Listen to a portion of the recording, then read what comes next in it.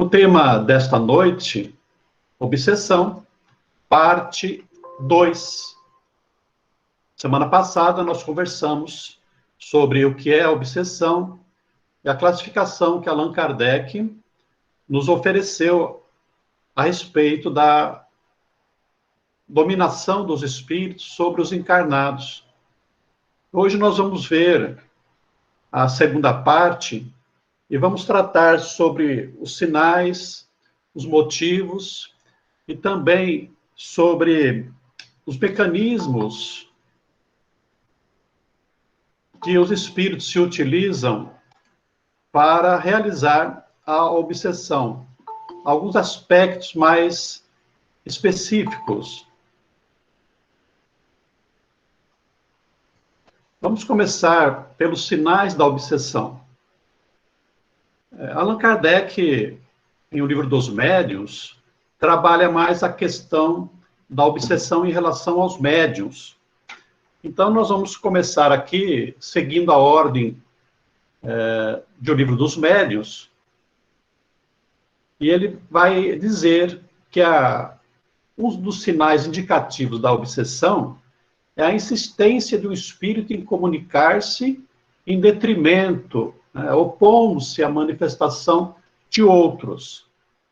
Porque o espírito obsessor, que tem consciência, aquele obsessor inteligente, que age com intenção, com dolo, ele sabe que se o médium trabalhar, isso vai ser motivo de evolução espiritual, de equilíbrio do médium. E então o que ele quer fazer é impedir que isso aconteça. E o que ele faz? Ele impede que o médium trabalhe, que seja um instrumento para atendimento de outros espíritos, sejam espíritos necessitados, doentes, ou mesmo sejam espíritos superiores. Uma mensagem positiva, séria. Então, o que ele faz? Ele, pela sua ascendência sobre o médium,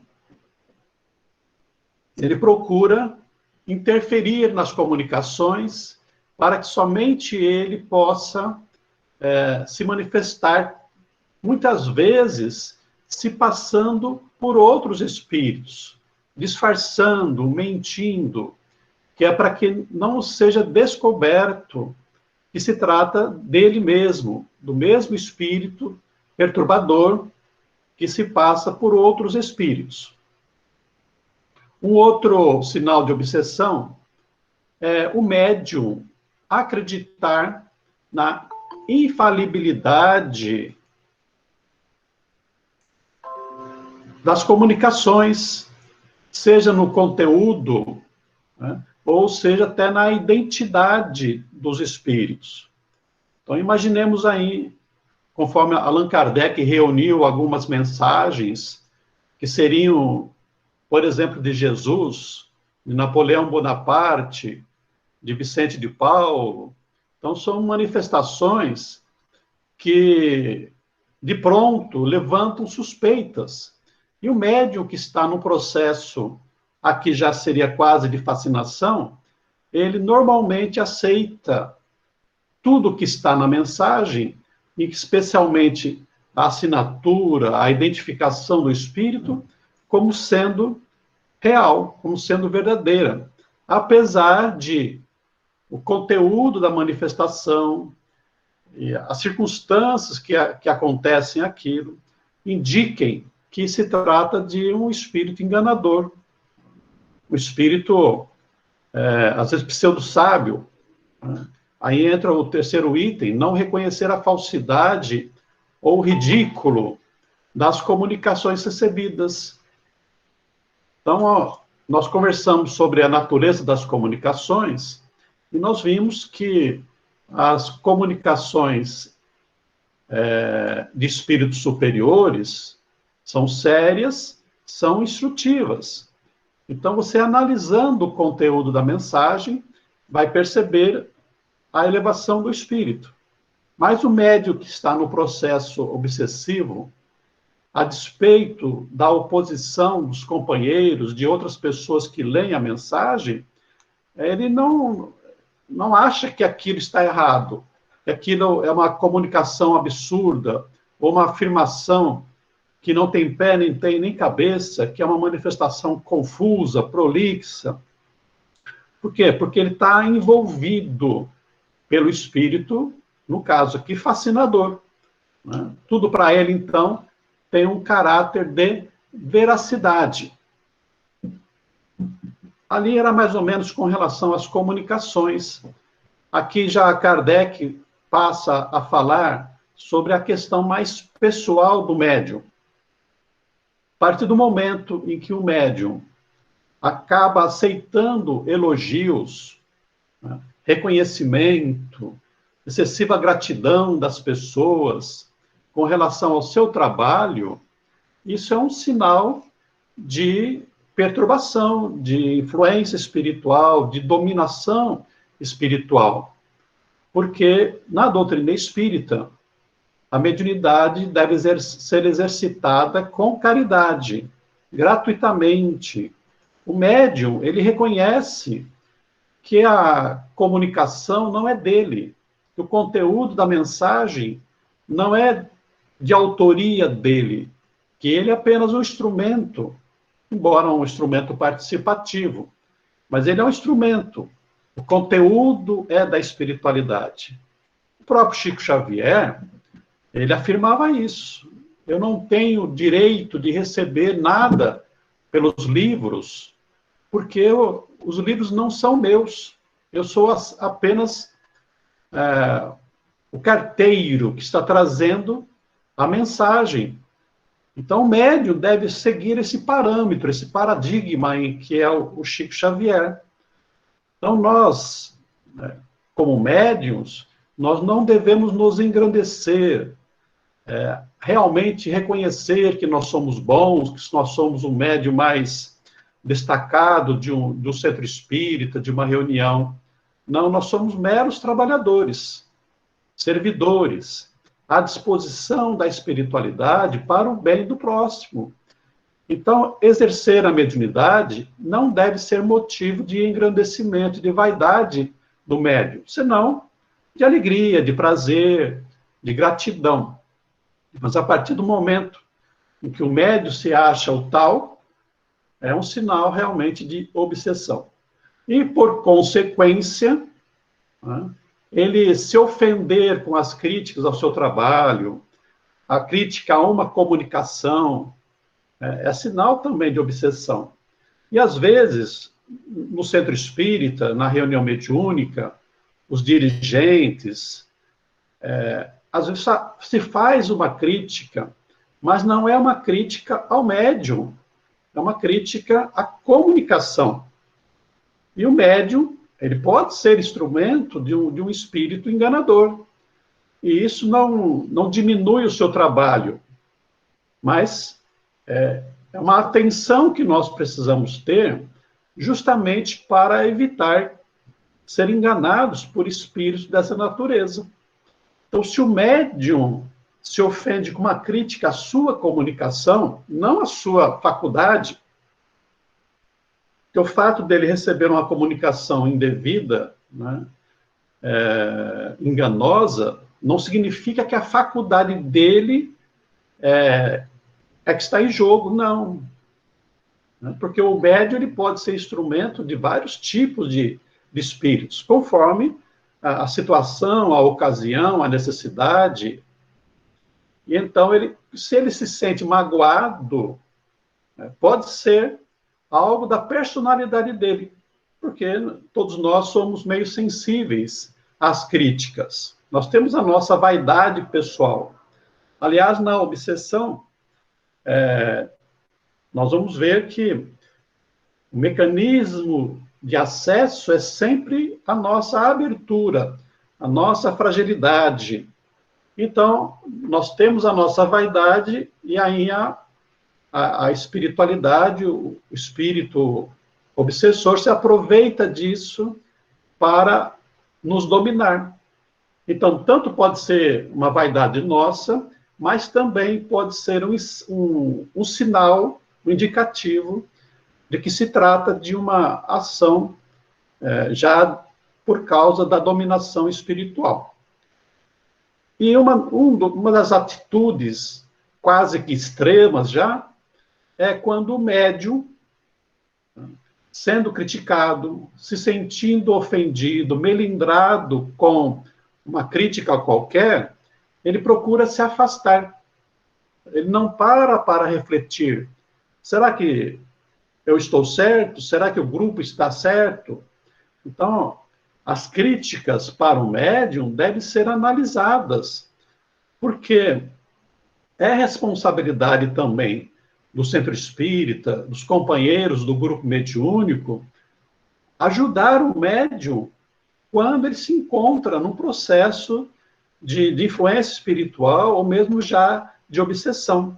É proteção para o médium, porque o médium sozinho, ele justamente corre o risco de ser influenciado e levado a um processo obsessivo.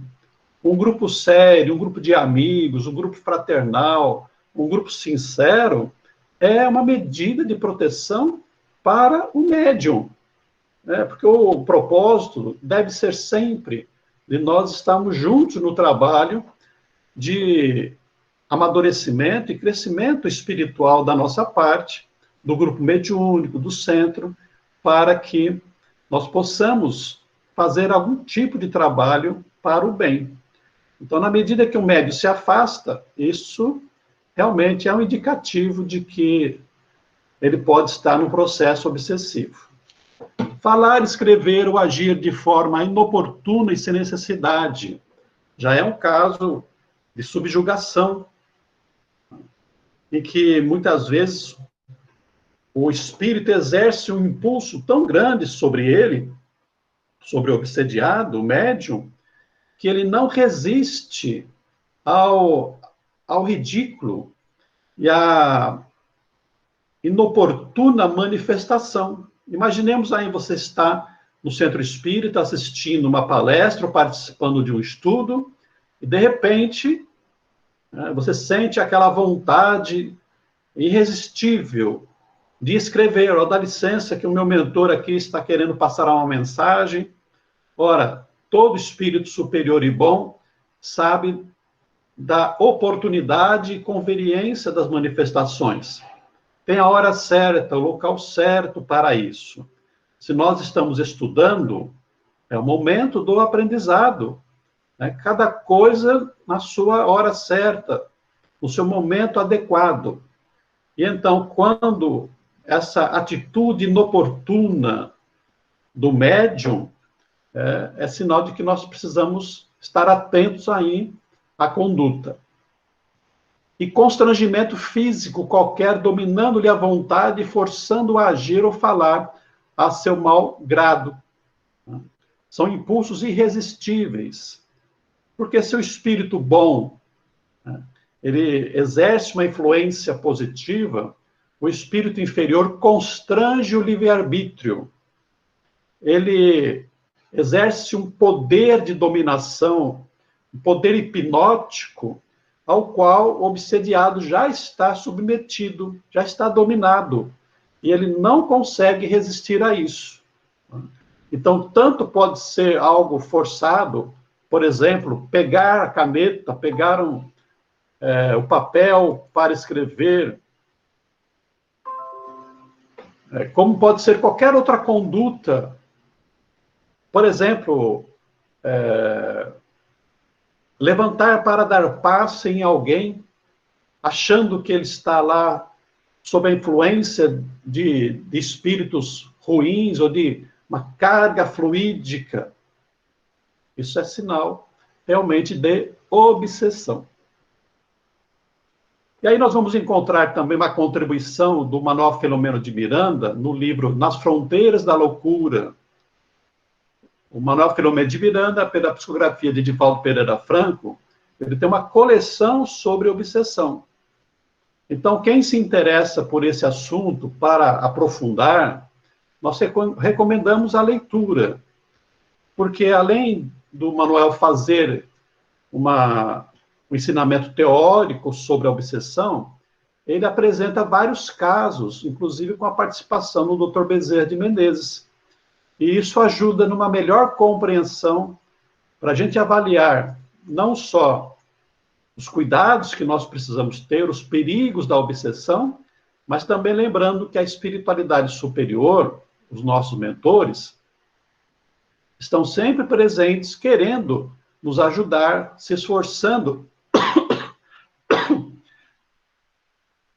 estão sempre presentes, se esforçando para nos ajudar. Então, acrescenta aí o Filomeno, comportamento exótico.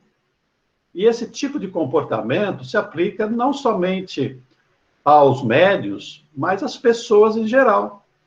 Quando você tem uma personalidade, uma maneira de ser, de repente você começa a ter um padrão de comportamento diferenciado, com essas atitudes exóticas, seja na maneira de falar, seja na maneira de se vestir, de andar, de se relacionar, certas práticas, por exemplo, espiritualistas, é preciso a gente estar atento, porque pode ser realmente algo diferente. E aí entra uma vigilância que nós devemos exercitar sobre nós. Que nós vamos ver no tema 3. Né? Estar atento aos impulsos para nós sermos diferentes. Por exemplo, achar, a partir de certo momento, que uma cor específica, um tipo de roupa para o exercício da mediunidade, ou mesmo para o meu dia a dia, é algo que deve ser correto, que é algo necessário para o exercício da mediunidade. Também uma ideia fixa, neuroses. O toque, o transtorno obsessivo compulsivo, pode ser um sinal de perturbação espiritual, de obsessão, porque o que os espíritos querem é nos levar ao desequilíbrio mental. E o toque é uma forma de desequilíbrio mental, porque você fixa o pensamento, cristaliza o pensamento em certos tipos de conduta. Por exemplo, lavar a mão, por exemplo, a estética. A gente precisa tomar cuidado com relação a isso. Pode ser só um distúrbio psiquiátrico, mas se começa a surgir na mediunidade, se começa a surgir no nosso dia a dia, é sinal de alerta para nós nos cuidarmos.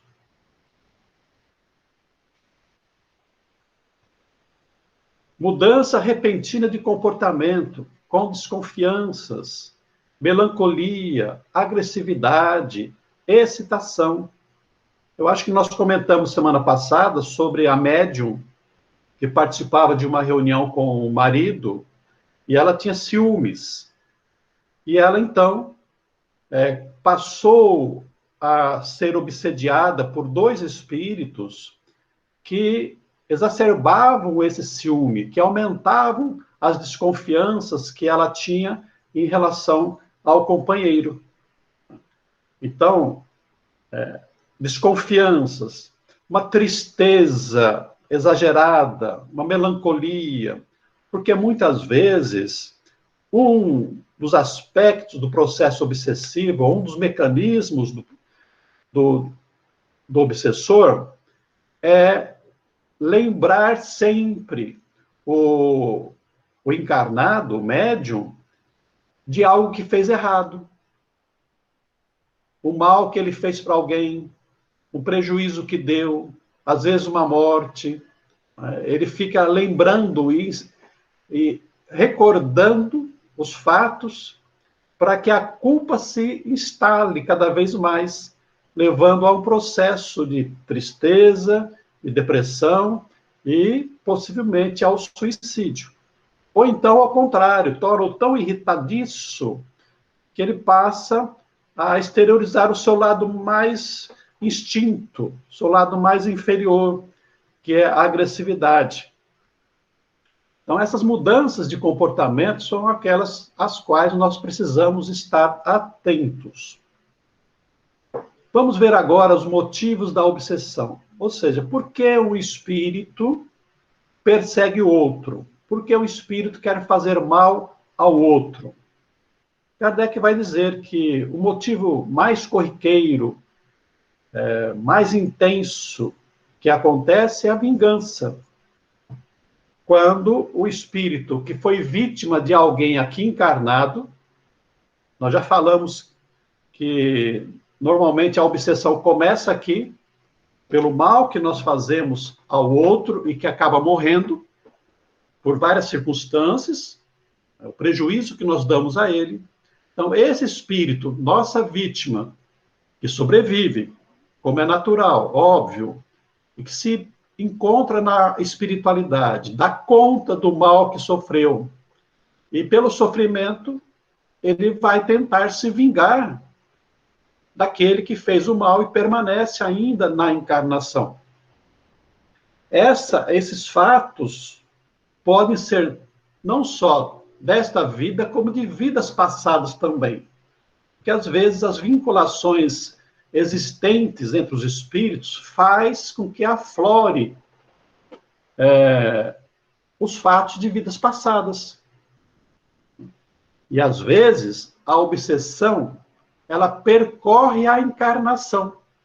Então, o espírito reencarna, o agressor, o espírito vítima está na espiritualidade, persegue o encarnado aqui durante a sua reencarnação, muitas vezes o leva à morte, pelo sofrimento, ou por um fato específico, até um suicídio, e esse obsessor ainda o espera no plano espiritual, dada a gravidade do acontecimento.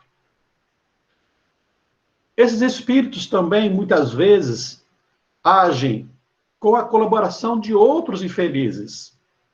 Às vezes tem um líder, o mal foi feito para um grupo, e tem aquele que é o chefe das vítimas, o vingador maior, aquele que comanda o grupo. Outras vezes, ele se vale de sua influência, seu poder mesmo intelectual e de agressividade, para arregimentar outros espíritos inferiores que vão ser instrumentos, comparsas do processo obsessivo. O livro Libertação trata exatamente de um caso de desobsessão, e que a filha de um juiz chamada Margarida, ela é alvo de uma complexa perseguição espiritual. E na casa dela tem diversos espíritos que estão agindo ali e que foram arregimentados para esse tipo de trabalho de vingança. Existem outros, ainda bastante inferiores, que perseguem, que fazem o mal pelo prazer de fazer o mal. Não existe necessariamente, é um desejo de vingança. São espíritos atrasados, agressivos, violentos, que ainda, infelizmente, têm o prazer de fazer o mal. E eles, encontrando uma vítima para se divertir com ela, passam a fazê-la sofrer. Outras vezes, perseguem apenas porque não gostam do outro. Às vezes porque o encarnado apresenta um tipo de comportamento que repudia.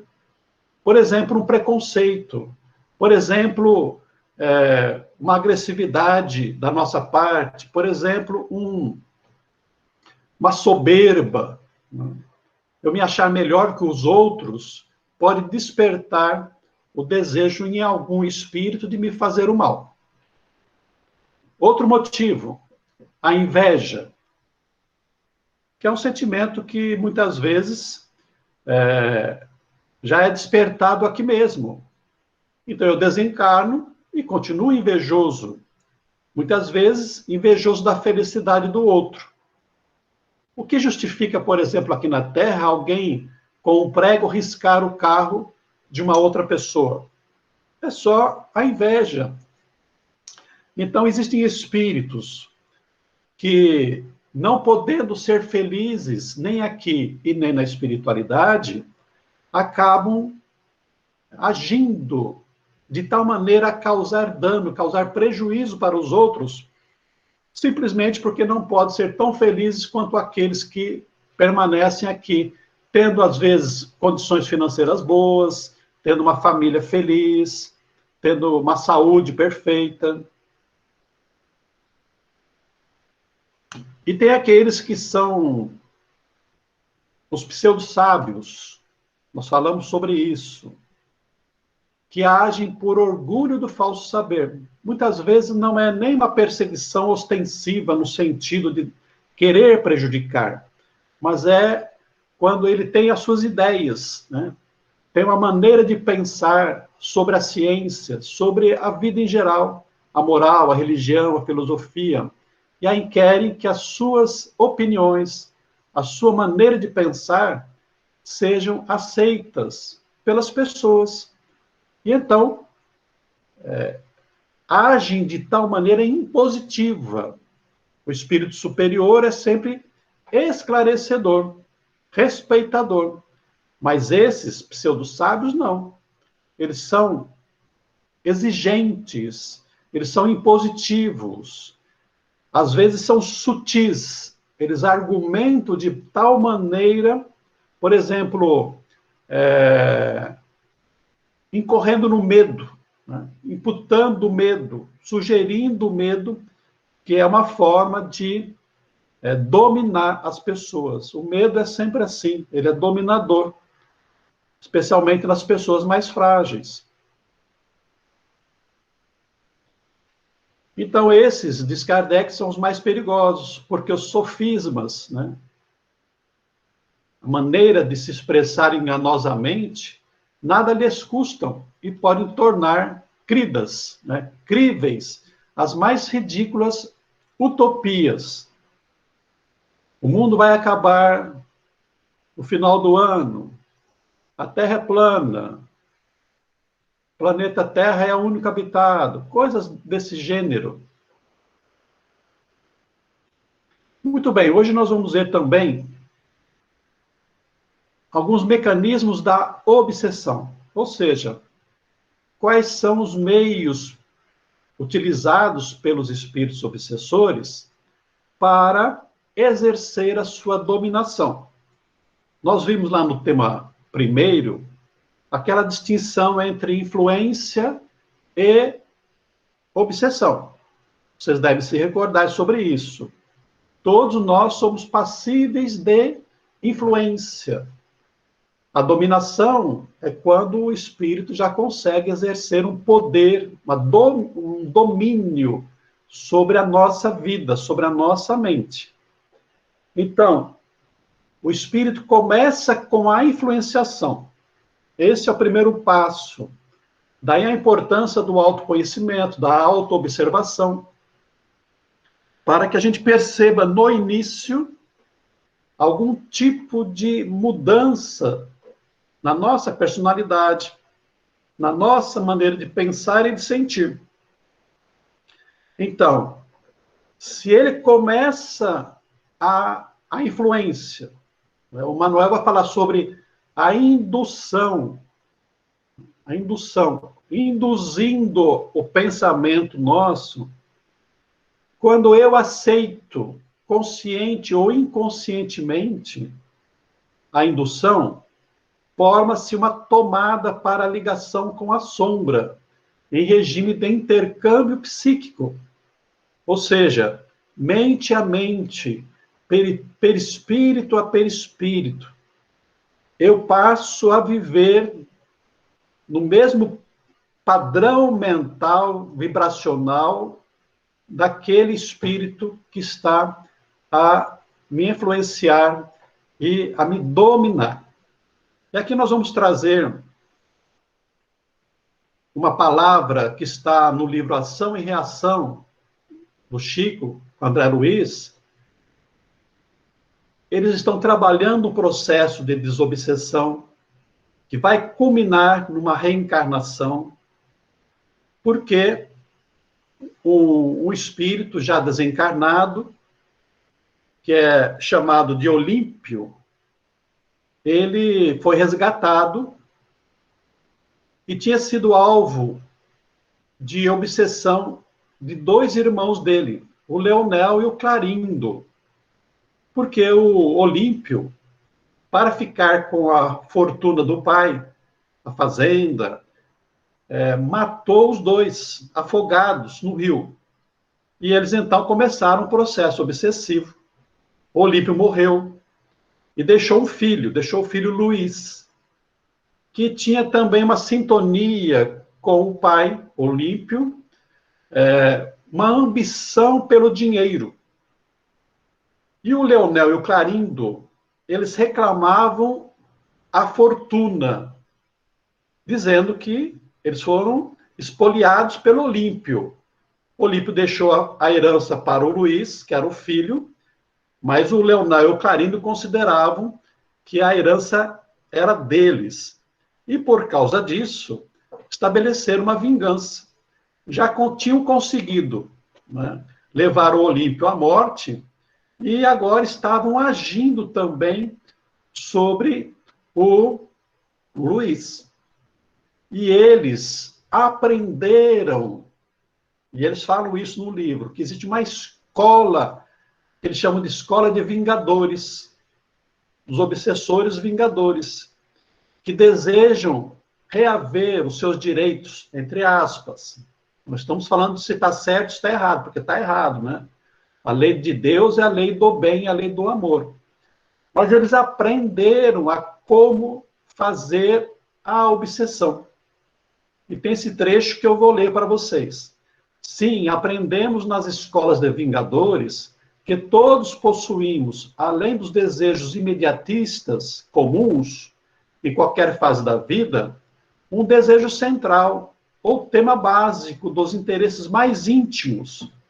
Por isso, além dos pensamentos vulgares que nos aprisionam à experiência rotineira, emitimos com mais frequência os pensamentos que nascem do desejo central que nos caracteriza,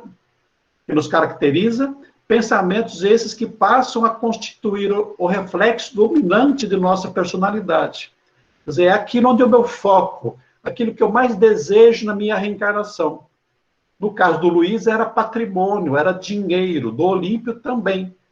Para outros, é o sexo. Para o outro, é o poder. Então, cada um de nós tem vamos dizer assim, uma fraqueza, uma tendência. E é dessa tendência principal que os espíritos se valem para agir sobre nós. Porque emocionalmente nós estamos vinculados a esse desejo central. Então, todos nós devemos estar atentos a isso. O que é que eu mais gosto na vida? O que é que eu mais quero na vida?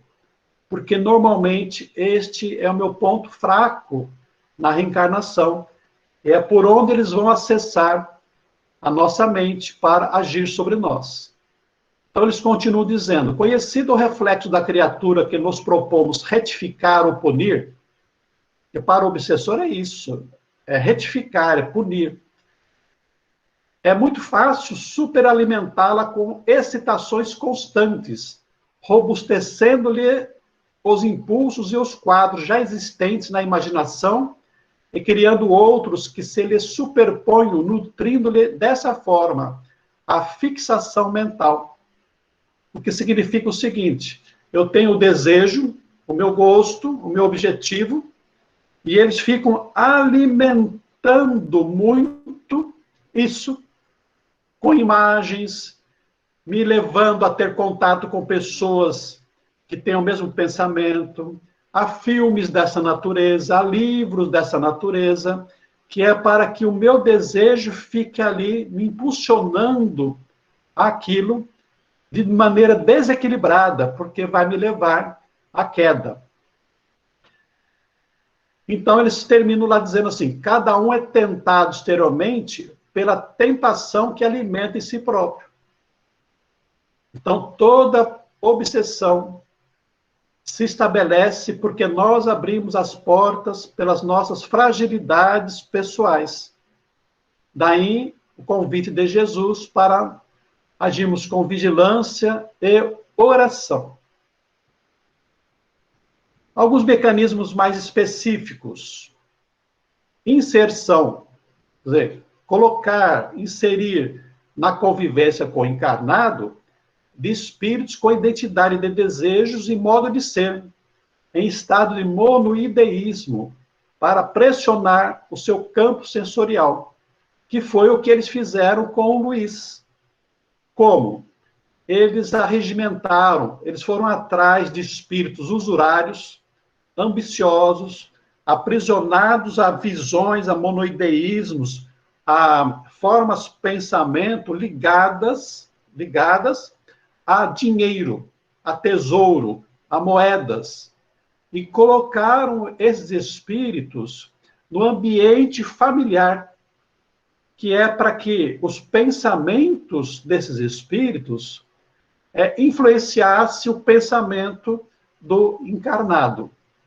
E isso se aplica a todas as outras necessidades. Então, se eu sou um usuário de droga, se eu sou um fumante, um beberrão, eles vão colocar viciosos junto a mim. Com o mesmo fim, utilização de telas mentais por intermédio da determinação hipnótica. Nós pensamos imagem. Quando eu estou pensando em dinheiro, querendo dinheiro, eu penso no dinheiro, na moeda, eu penso em bens, em casas, em carros, em helicópteros. E os espíritos utilizam imagens, transmitindo imagens como se fosse celular, fosse televisão, e essas imagens começam a se ambientar na minha mente, no meu cérebro, e se repetindo, e me estimulando a continuar pensando em tudo isso. Simbiose. André Luiz explica isso no livro Evolução em Dois Mundos. Então, o espírito envolve o encarnado com suas emanações perispirituais, subtraindo-lhe a vitalidade, mas este, de alguma forma, se entrega ao domínio e dele igualmente se alimenta e se protege de ataques piores. Então, os dois passam a viver no mesmo ambiente psíquico, no mesmo ambiente fluídico, pela ligação do perispírito. Um dependendo do outro. E é muito comum o espírito falar assim: eu não posso me afastar dele, nós nos alimentamos. Se eu me afastar, eu vou me enfraquecer. E se eu me afastar, ele vai morrer também.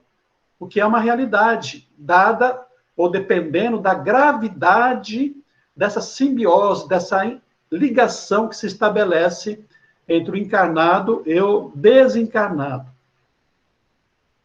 A parasitose, também chamada de vampirismo, é diferente, porque na simbiose, um depende do outro. E muitas vezes o encarnado chega até a proteger, o desencarnado chega até a proteger o encarnado. Por exemplo, o alcoolista.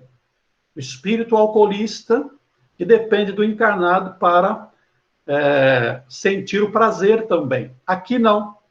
Aqui é o espírito que age provocando mal-estar, provocando, inclusive, doenças pelo rebaixamento da imunidade. Então, o espírito se justapõe à aura da criatura e suga-lhe as energias, dominando as zonas motoras e sensórias, inclusive os centros cerebrais, criando, assim, no instrumento corpóreo dos obsessos, as doenças fantasmas de todos os tipos, que, se alongando no tempo, operam a degenerescência dos tecidos orgânicos, estabelecendo o império de moléstias reais, que persistem até a morte. Então, num primeiro momento, é mais uma perturbação cerebral, psíquica, mental, mas com o tempo, isso pode levar a um desarranjo orgânico, a doença e também a morte. Vamos lembrar que, quando Kardec fala sobre mediunidade, que pode levar à loucura, à obsessão, é a mesma coisa. Se a pessoa tem uma certa fragilidade, já tem problemas psíquicos, essa ação do espírito pode levar também a, a uma loucura. Infecções fluídicas. Muitos acometem os adversários que ainda se entrosam no corpo terrestre, os encarnados, empolgando-lhe a imaginação com formas mentais monstruosas, operando perturbações que podemos classificar como infecções fluídicas e que determinam o colapso cerebral com arrasadora loucura. É uma espécie de vírus de computador, só que é colocado, né, na mente, no cérebro, através do monoideísmo, da repetição de formas mentais, de padrões mentais, de frases mentais que ficam ali, né, se repetindo, e para levar o encarnado a aceitar certos tipos de pensamentos negativos e autodestrutivos. Esse comentário está no livro Entre a Terra e o Céu. Os ovoides. Os ovoides são aqueles espíritos que, por monoideísmo, às vezes até por hipnose obsessiva, do desencarnado, é claro, perdem o domínio sobre o perispírito, de tal maneira que há uma retração dos órgãos para a forma de uma cabeça, de um ovo. E o perispírito fica ali, então, deformado. E muitos espíritos perseguidores, vingadores, se utilizam desses ovoides para sugar, vampirizar a vítima, o encarnado. Então, eles ficam ali sugando as energias, porque apesar de se encontrar na forma de ovoide, também precisa de fluidos para se manter, para se alimentar de alguma maneira. No livro Libertação, a Margarida estava ligada fluidicamente a diversos ovoides que a levavam a um estado de prostração difícil que se encaminharia para a morte. Aparelhos parasitas. A Ivone Pereira que fala sobre isso. Quando os espíritos eles constroem determinados aparelhos que constrange o encarnado, como se fosse algo concreto. E ela fala de um aparelho que funcionaria como uma espécie de aqueles freios de animais que se coloca na boca, né? Então, aquilo vai constrangendo o encarnado de alguma maneira.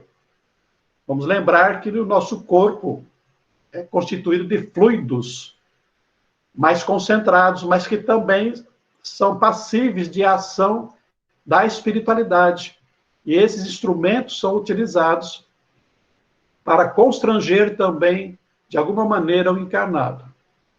E, finalmente, o Manuel Filomeno de Miranda, nos Bastidores da Obsessão, se refere a uma espécie de chip, uma célula fotoelétrica gravada e que é lançada nos centros da memória do paciente, com frases repetitivas, tipo lá, você vai enlouquecer, suicide-se. Então, é um chipzinho que se coloca no cérebro, no perispírito, e que vai funcionar como uma repetição, porque assim dispensa a presença permanente do obsessor. Isso não é de se estranhar, porque mesmo aqui entre nós encarnados, a medicina já consegue atuar de maneira a interferir no cérebro, né? Então, a espiritualidade, aqui no caso são espíritos inferiores, que alcançaram essa condição de agir também na memória do paciente. Chegamos ao final da parte teórica, né, do texto, e abrimos para perguntas. Vamos ver aqui no chat. Pode haver uma sensação de que está quase que dopados, como esses tipos de obsessão? Pode, né? Porque a ação, ela se dá no físico, na mente e no perispírito, no nosso conjunto. Na medida em que os fluidos inferiores negativos do espírito agem sobre nós, nós entramos muitas vezes numa fraqueza, num certo torpor, numa moleza, num sono, e dá essa impressão mesmo de que nós estamos meio dopados, que nós estamos meio fora do ar. Imagina quando você tem uma variação de pressão, né? Uma síncope, parecendo que você vai desmaiar. Pode ser realmente uma ação espiritual.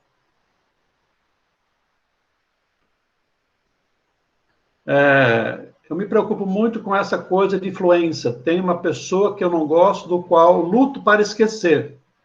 Se eu lembro dessa pessoa pela manhã, não estou com tanta raiva assim. Passo todo dia e no fim do dia estou querendo dar um tiro na pessoa. Aí eu penso, esse pensamento é só meu ou foi alimentado? Pode ser só meu, porque na medida que eu entro no monoideísmo e que eu deixo-me conduzir por aquele tipo de pensamento, o meu lado inferior, o meu lado mais agressivo, vai ganhando força. Por isso que nós não devemos deixar o pensamento inferior, seja qual for a sua natureza, uma tristeza, uma raiva, que tome conta de nós, porque isso vai crescendo como uma erva daninha em nós. Mas também pode ser uma influência espiritual ou um processo obsessivo já instalado. Por quê? Porque o espírito sabe que essa raiva que eu vou deixar crescer em mim em relação a alguém, pode me levar ao mal-estar, pode me levar a uma atitude agressiva contra a pessoa, e pode haver um revide da outra pessoa contra mim.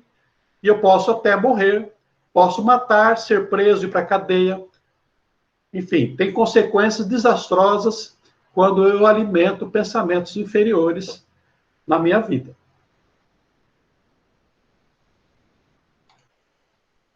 Nós temos ainda alguns minutos, quase 10 minutos. Se alguém quiser comentar, acrescentar, fazer outras perguntas, fique à vontade.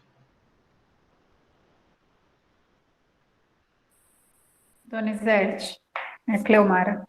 Pois não, Cleomara. O médium que é fascinado, que fica fascinado achando que ele é o tal, né? Não cabe para mim, na minha mente, assim, de ser um médium inexperiente. Porque o médium inexperiente, ele sequer sabe se aquele sentimento, aquelas sensações é dele mesmo ou de alguma entidade.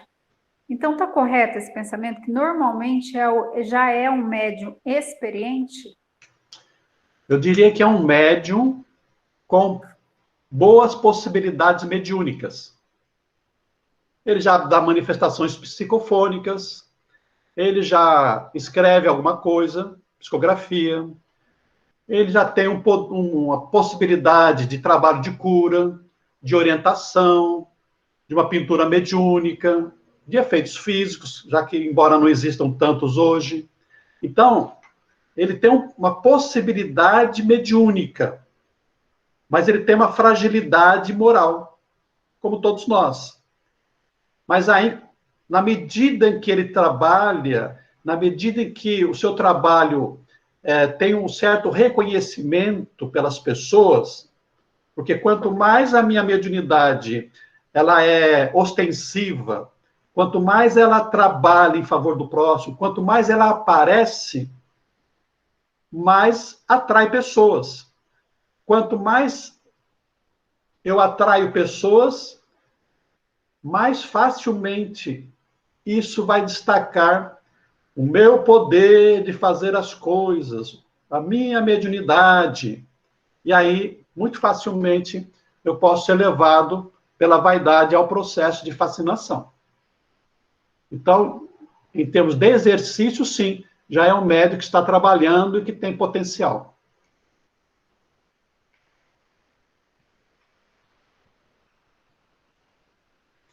Pergunta: a vítima de um obsessor acaba se suicidando. Como o seu espírito fica no plano espiritual perante a lei divina?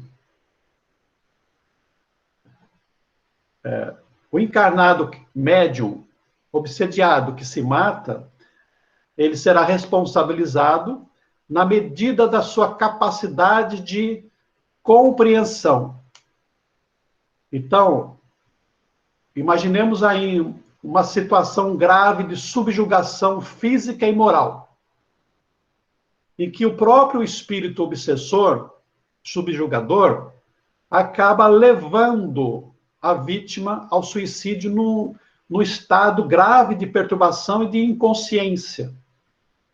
Então, nesse caso, ele não é responsável pelo suicídio, mas ele é responsável pela sua fragilidade, pela abertura, seja por vaidade, seja por ambição, alguma coisa que o levou a se deixar dominar pelo espírito obsessor. O livro Ivone fala disso, né, Donizete? Fala.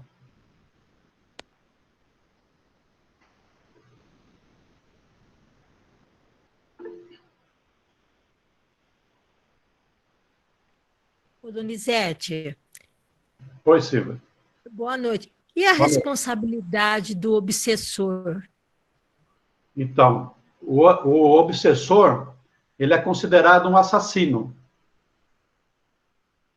Porque não importa se eu sou encarnado ou sou desencarnado.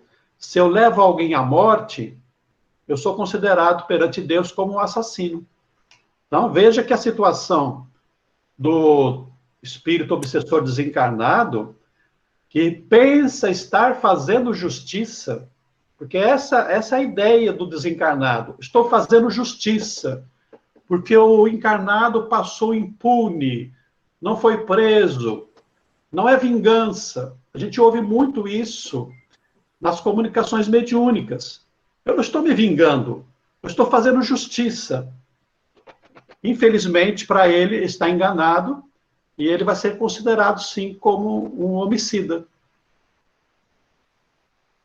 Ô, Donizete, no caso da obsessão, obsessor é um direito, digamos assim, personalíssimo. Eu me vingo que alguém fez para mim. Mas tem, assim, em literaturas, caso de um obsessor que está agindo em direito de terceiros, digamos assim. Eu quero me vingar porque causou mal ao meu filho. Isso é comum? É comum também, Silvia, viu? Porque lembra que nós vimos lá as causas de obsessão. Então, vingança, mas eu posso me vingar por mim mesmo, como posso me vingar porque o obsediado fez mal para alguém que eu gosto. Meu filho, por exemplo. Então, é muito comum. É como acontece aqui na Terra, né? Alguém faz mal para o meu filho, para o meu amigo, eu tomo as dores. Gosto tanto da vítima e passo a me vingar daquele que a agrediu. Isso daí tá difícil eu entender, assim, assim conceber, né, essa ideia. Porque se você se sente assim ofendido no seu íntimo, né? Quando você passa o plano espiritual, você já tem um pouco de visão um pouco maior, né? Então, se você se sentir injustiçado, perseguido, é uma coisa. Agora, você já se preocupar com o outro, será que já não tem aquela noção de que é outro espírito, é outra responsabilidade, né? É uma coisa assim, você querer tomar as dores do outro, digamos assim, que a nossa mente já está mais aberta, né? Então, Silvio, o problema é justamente esse.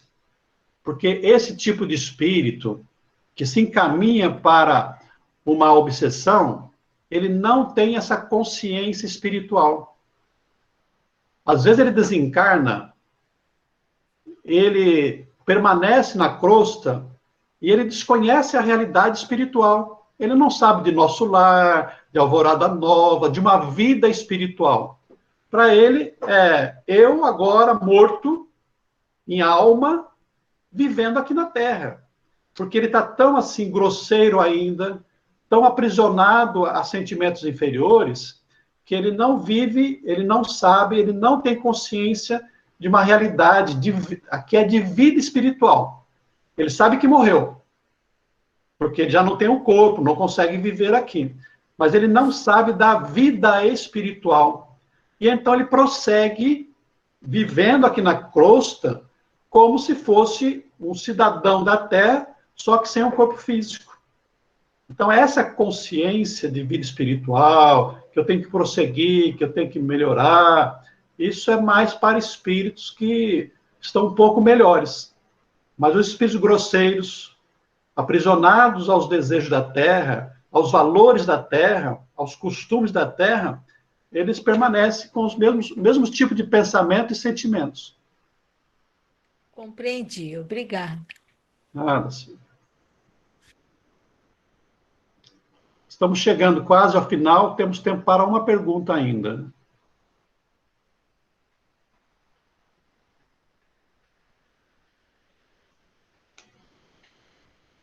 Muito bem. Semana que vem nós vamos ver a terceira e última parte. Chega de obsessão. Seria bom que nós falássemos apenas de coisas boas, de paz, de harmonia, de luz. Mas, infelizmente, nós vivemos no estado, num degrau espiritual, em que os sentimentos inferiores ainda estão no nosso coração. E aí, tanto fazemos o mal para o próximo, porque normalmente nós nos colocamos na condição de vítima. Mas é preciso tomar cuidado, porque muitas vezes nós nos transformamos em obsessores.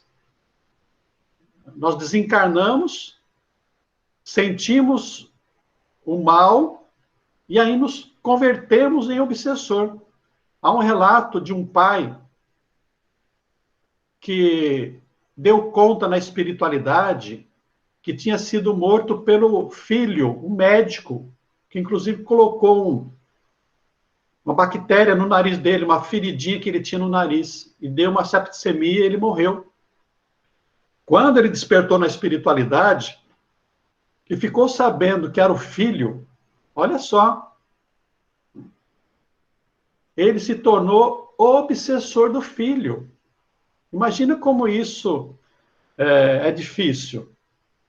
Então, nós precisamos tomar cuidado, porque às vezes nós nos tornamos também obsessores, começando por aqui.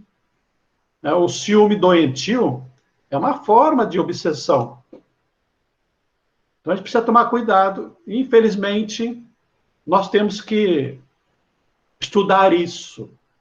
Tanto quanto nós devemos estudar a questão da doença, dos vírus, das bactérias, que é para nós nos defendermos e não ficarmos doentes. Aqui, no caso, não ficarmos doentes mentalmente, emocionalmente e fisicamente também.